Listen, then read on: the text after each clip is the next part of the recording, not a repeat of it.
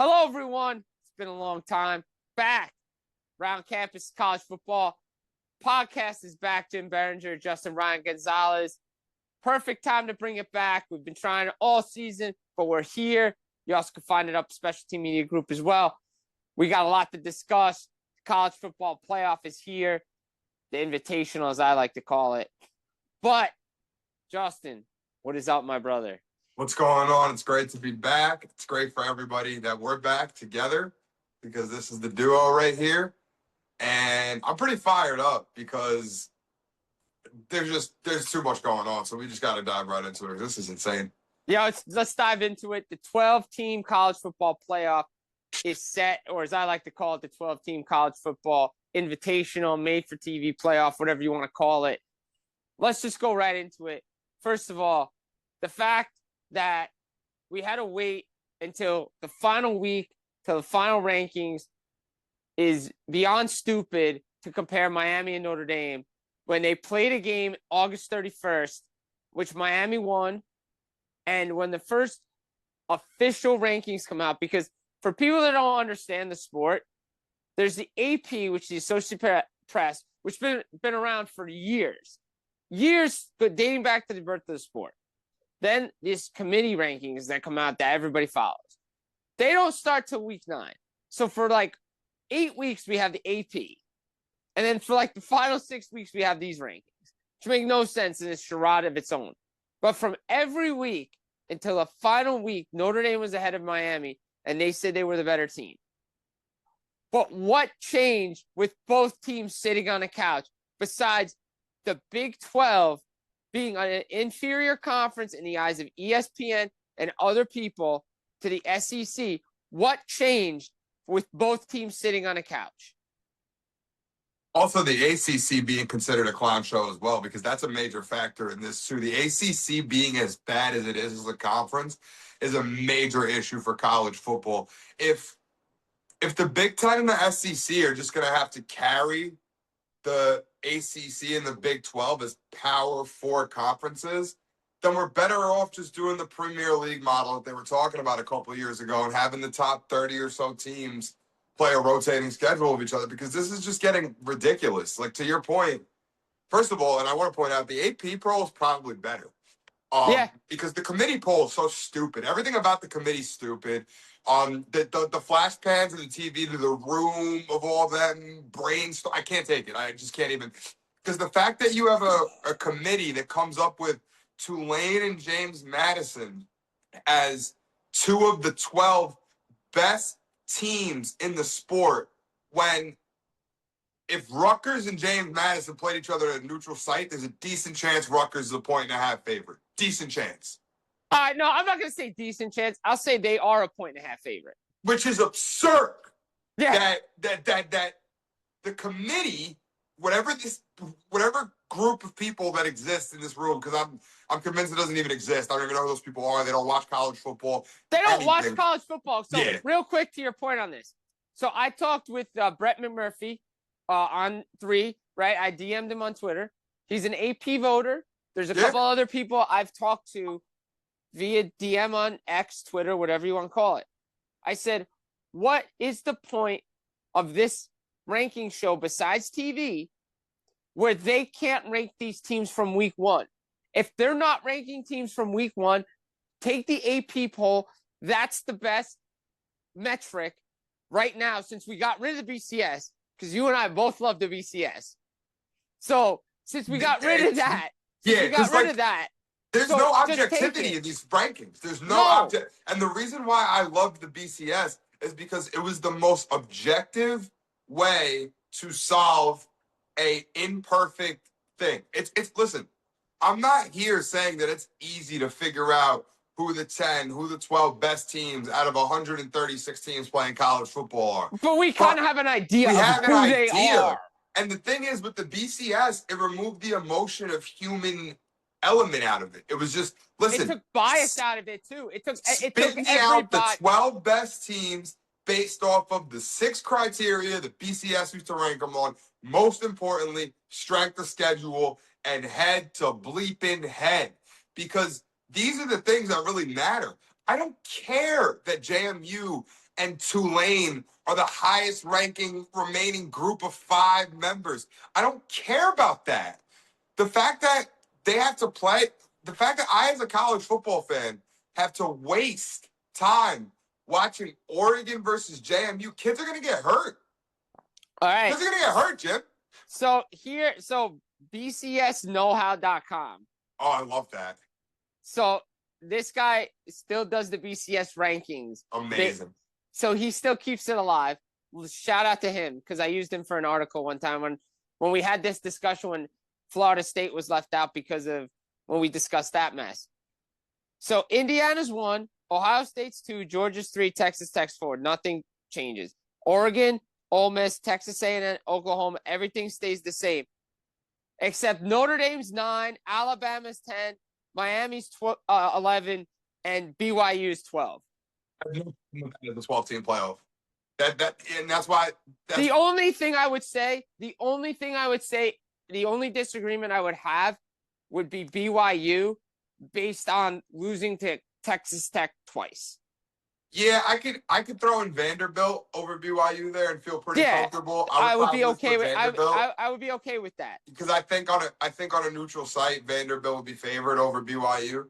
But also, I'd much rather BYU in there than JMU or Tulane. Yeah. Like, at least if BYU plays, they're gonna compete. Like Boise State competed last year with Oregon. At least they competed.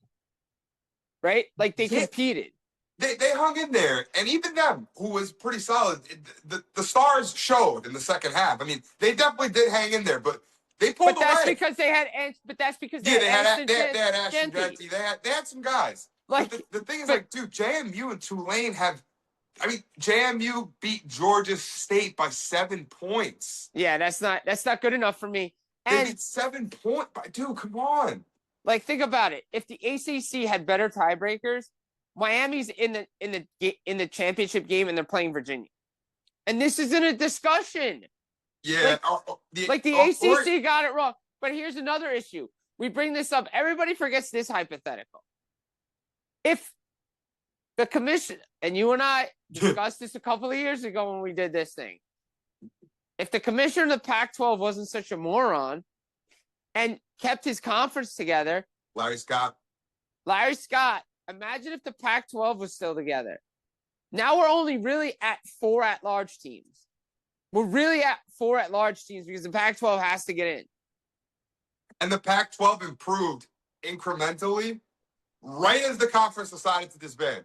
Because the Pac-12 sucks. Well, Oregon got good again. Watched them in a national championship game. USC's back in the top 25. Wow. How about that? So right. These litany of decisions, I think we saw this year was that all these terrible decisions over the last 3 years between the Pac-12, the ACC, the tiebreakers, all this dumb nonsense produced you the result we got yesterday, which is JMU and Tulane get to make the playoffs, and 4 or 5 quality teams would be sitting at home. And no fault to Tulane or JMU. No, let's put that to the side. No fault of their own. That's the way the rules were. Yeah, it's not their fault. It's the dumb system's fault. It's the dumb system's fault because we have to give 5 automatic qualifiers to the highest ranked conference champions, which is all well and good. The problem is when the ACC or a Power 5 conference doesn't live up to its part, then we have this mess. And the Big 12 was really top heavy too. Right. It's not like the Big 12 is out here producing any sort of and Texas Tech was just bought with oil money this year. So going into the season, no one's thinking Texas Tech is some big time juggernaut. So I'm gonna have an article released tomorrow on my Substack. And here's a little preview of it. The system's broken because realistically, everybody says there's 7 at-large bids. There's not. There's not 7 at-large bids. We need to stop saying there's 7 at-large bids. Because guess what? If we're going to stick with this stupid facade of weekly rankings and we're going to have one before championship weekend and one after championship weekend, the teams that are ranked 5 through pretty much 9, as we're seeing this year, are guaranteed a spot. So So what's the point It's not then? like anybody at any point thought that Ole Miss was in danger of missing, that A&M was in danger of missing, that Oklahoma was in danger of missing. And these are all teams that are in that range that you were just discussing. Like, they were comfortably in. So sitting on the couch. They sat on the couch and didn't play a game because they knew they were in. Comfortably in. So it's like it's gotten to the point where we need to make this the true 12 best teams. It doesn't matter what the conferences are, doesn't matter where they played. It matters who the 12 best teams are, and what matters are strength of schedule and head-to-head. If you beat good teams, you deserve to get in. If you beat up on crap teams all year, I'm sorry, this is not a participation sport. Like, it's not just, oh, yeah, we had a cool season, we get to make it. This isn't Group 4 state championship games in Jersey. This is college football. This is big-time money. And Indiana's proven that they're one of the best teams in college football this year. Absolutely. They have solidified that. They had a huge road win at Oregon. They had a big comeback at Penn State before Penn State crumbled. They had a big-time win Saturday night in Ohio against Ohio State, defeating a team that has owned them for 5 decades. They're the most deserving one seed probably in the history of the field. And Kirk Cignetti's probably the best coach in college football right now. This guy is unbelievable, bro. Google him. Google him. The dude wins, man. Like, he's unbelievable. And last year, how long do you think he really lasted in Indiana? I mean, I know he signed an extension and everything. He's got to be on NFL teams' radars or something, right? Like, can Jets pick this guy up? He wins everywhere. The Jets should get him. Yo, imagine he just does off-season work before college football. Just comes in, gets the team ready. Bar rescue, Kirk Cignetti style. Come fix the Jets. Yeah, come fix the Jets. But look, seriously, what he did there, the turnaround of Indiana, Fernando Mendoza, all those guys, like, last year, I thought they deserved the home playoff game, and I still believe that but again, this is where the bias of the committee, the bias of certain teams, what have you done for me? Because if Indiana had a couple of years of showing they were a consistent good team, they get a home playoff game just outside of the one loss that they had last year, which was to Ohio State, where they got killed. But they didn't, and they had to go on the road and all that stuff. However, I look like, and everybody was talking about, so everybody's like, Ole Miss shouldn't get in because they don't have their coach, because Lane Kiffin bolted for LSU. Guys, so for people because all of you outside, there's some of you that do this, you guys don't watch, you listen to everybody on social media. The difference between Florida State and Ole Miss is we had Florida State at 2 to 3 games without Jordan Travis, and they look like absolute crap. That's why they were left out in 2023. And also they also played in a weak ACC, and that was also in a 4-team field, not a 12-team field. In a 12-team field, they 100% would have made it. And you made a good point, because a lot of these people, they don't watch games. People have to stop watching Game Day. Stop watching these stupid pregame shows. They're not giving you real information. They're propaganda machines. Yeah. They're spitting out the lines of these conference commissioners and exactly what there's no incentivization for them to give you the truth. The incentive for them is to pump up brands. So the best brands get the biggest games. That's why they're apoplectic about Notre Dame not being in this playoff right now. Because they lost $20 million.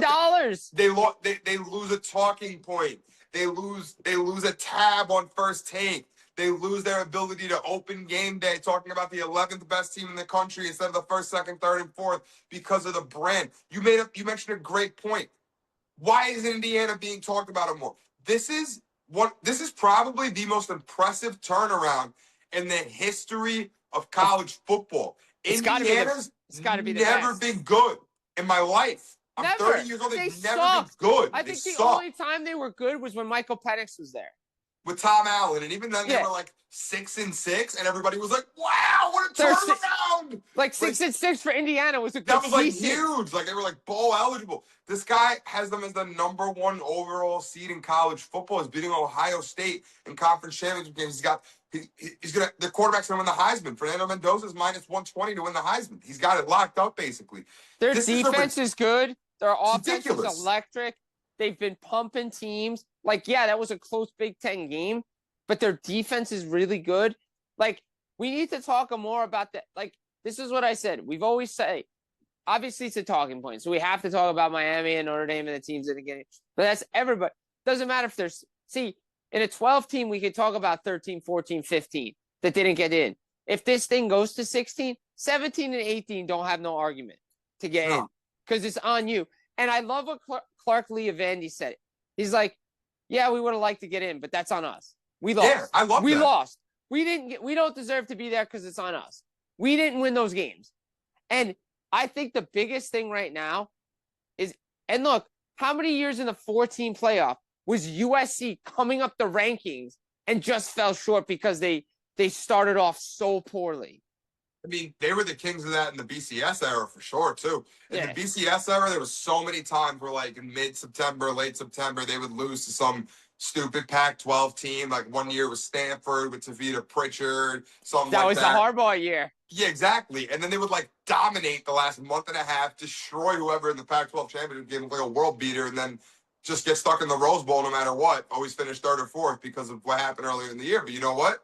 The BCS had a formula that stuck to it. At least there was consistency. They got screwed every year because the Pac-12 was weak, and they got penalized for it. Yeah. I didn't have the biggest issue with that. Like, that's what it was. Now it obviously be different because they schedule out a conference. But they need to figure out next year how to get the 12 best teams in, because I do not want to watch James Madison and Tulane play football in the playoffs. I don't think it's fair to those schools. I don't think it's fair to the universities. I don't think it's fair to the fans that get to experience a home campus playoff game. It should be something big time. It shouldn't be like a mid-major game that you play in September. This shouldn't be a week one rematch that we're seeing with Ole Miss and Tulane where Ole Miss killed them. There's no point of it, dude. And it's just like we're going to get two good games in the first round. We're getting two good games. We're getting the rematch with Oklahoma and Alabama and Texas A&M and Miami. Yeah, but it's supposed to be, we're supposed to have every game be a good game. We're supposed to have the 12 best teams. That's what the purpose of this tournament was. Because we were supposed to have 4 best teams. Yeah, the semifinals games were crap because they were off a month. But, oh well. And I still think, back in the day, man, when it was a little different setup, all right. But now that it's 12 teams, I want to see 12 good games. And back then, it was also a little bit better, a little different. Like, you know, maybe a mid-major could compete with a big boy. It's not like that anymore. They don't have the resources, the money. The Cinderella stuff is over. It's done. Midnight struck years ago. It's over. Look, when Boise beat Ohio State in the Fiesta Bowl, that was different because Boise deserved to be there. They were a really good team, and they had a month off to prepare for that one game. And that Boise State team also played 3 Power 5 teams in the regular season that year and beat them. And them in Oklahoma had a common opponent. Yeah. That's the craziest thing. That Boise State team was very qualified to be in that game. And it showed. If you rewatch that game, they're just as fast as Oklahoma. They're just as big as Oklahoma. It was way easier to be evenly distributed back then. It's not like that now. If Oklahoma and Boise State play now, Oklahoma's going to destroy them. They have NIL money. These schools don't have NIL money. If you don't have money, it's not going to work. No, it's a new system. And think about this. All I heard yesterday was Georgia heading into it. Man, Georgia looks like the best team right now. I just hope momentum and time off doesn't kill them because they're going to be off for about 3 weeks here. And this team is playing the right way right now. If the playoffs started next week, I wouldn't want to play Georgia. They'll still be all right. Kirby Smart's got he knows what he's doing. I mean, and I think beating Bama mentally was big for them. They were 1-7 against Alabama heading into that game in the past 8. And I think they were 0-4 in the SEC championship game. Exactly, they smoked them out. You know, it was the game. And that's my biggest issue too, is with these championship games. Some like the SEC and the Big 12 and the Big 10 are valued higher than the ACC and Big 12 because consequences of losing should matter. Because Alabama looked like the Alabama team that lost to Oklahoma, that lost to Florida State inconsistently, and over the last month they really haven't played well. And it showed in the SEC championship game.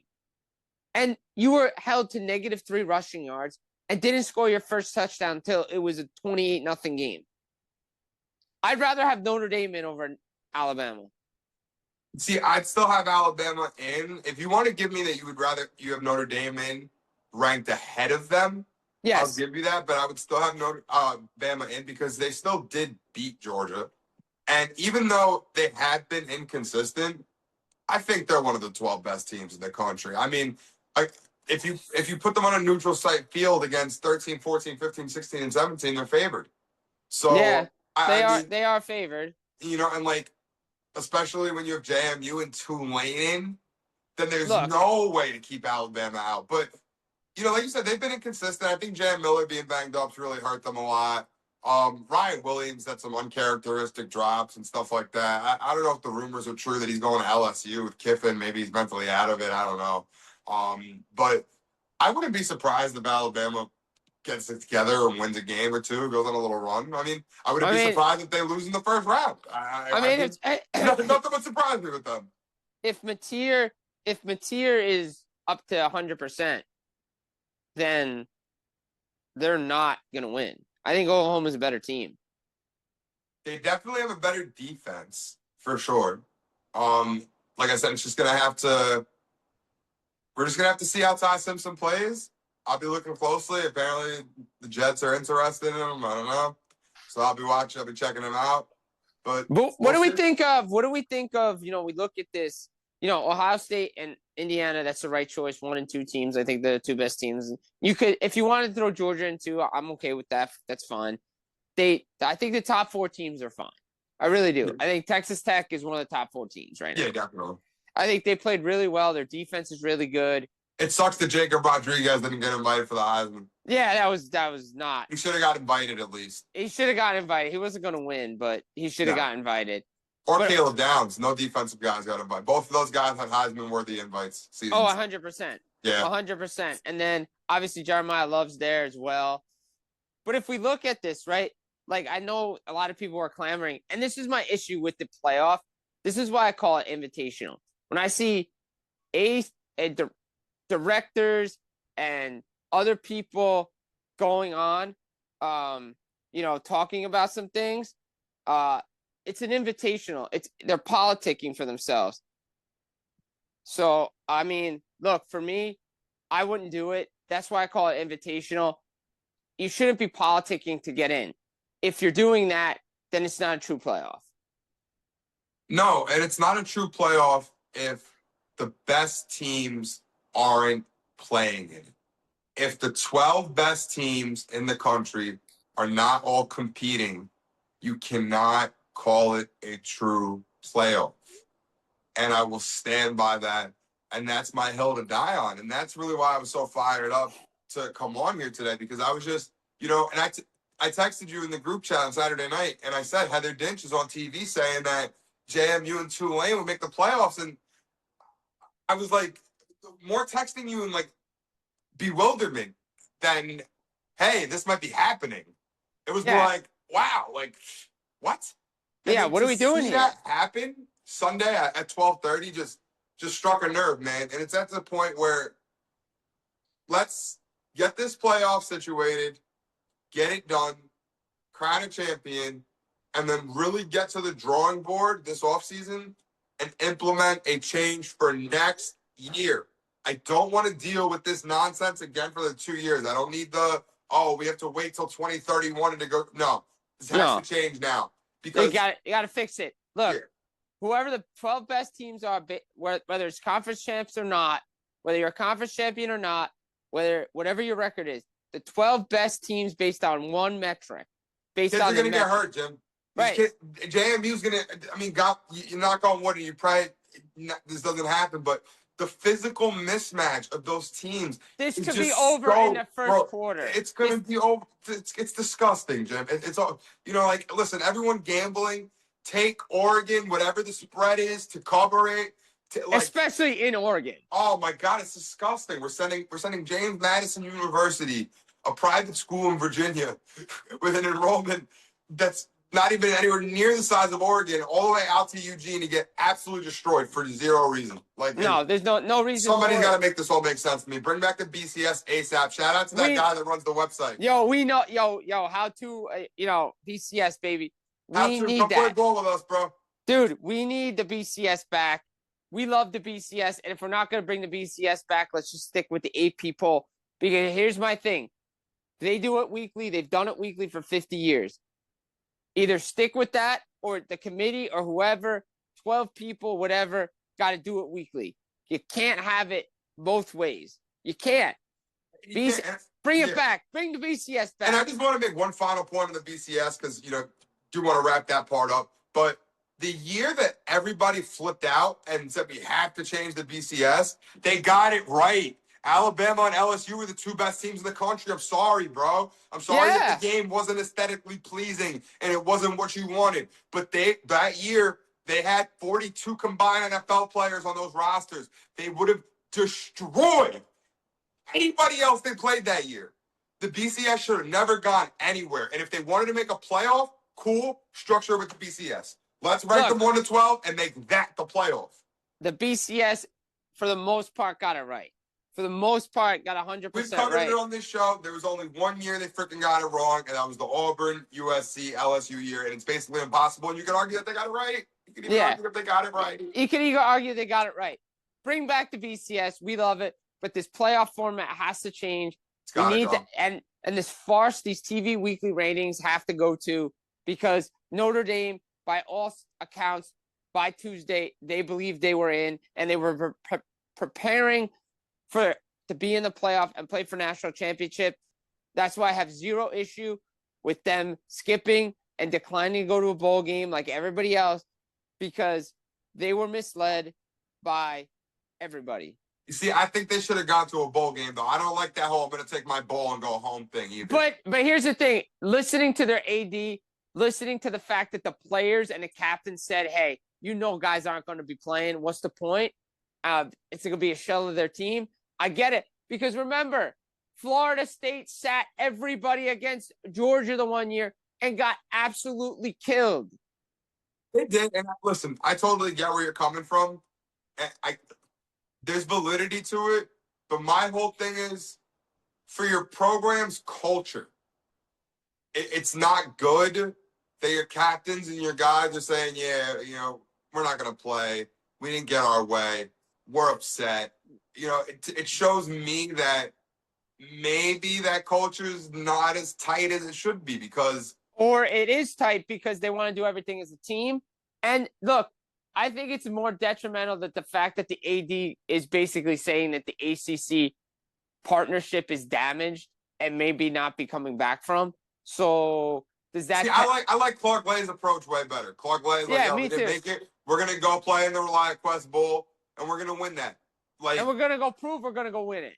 I'd rather see Notre Dame do something like that, go play, and I guess they were going to invite the Cheez It Bowl. But this is the issue, and I think we can wrap it here. It's become playoff or bust. It's playoff or bust now, this new college football playoff, where we want one true national champion, because, we didn't like the fact that the AP crowned the champion and the BCS crowned the champion. So we need to have one true champion. But we get that, but dude, these guys are getting paid now. Right. I'm sorry. If I'm a booster and I'm paying you in an NFL collective and I'm paying you for X amount of games, I want X amount of games. I don't want you to just pay. But here's the issue. Also, then if we're holding an entire team to that standard, the players that opt out, I need to be held to that same standard. Well, yeah, I don't think that should be. I think if you opt out, I hate that. You should forfeit. You should have to forfeit some of your money. I hate that. I hate the fact that the kids opt out looking for themselves. But this is the world we created with this playoff. And that's why this playoff, more than NIL, more than the transfer portal, ruined the sport. For the first 13 weeks of the season, it's great. Because all we talk about is everything on a field. Once the regular season ends, it's the transfer portal, it's NIL, coaches leaving, and it's stupid playoff. Something's got to give. That's why they need a commissioner. They got to get somebody in the big boy chair already. Nick Saban, you heard the calls. We heard you on game day. You got our tap. And Do it, Nick. The hat. be the commissioner. We called it a long time ago. Do it, Nick. Do it, Nick. Him or Greg Sankey. We love it. One of you two do it, please. Please. Fix this mess. We need this mess fixed. But guys, we're back. We're going to roll through with you through the college football playoff invitational. We need to get some things off our chest. Oh, yeah. After tonight, Jim Berenger, Justin Ryan Gonzalez, Around Campus College Football Playoff Podcast. Guys, take care.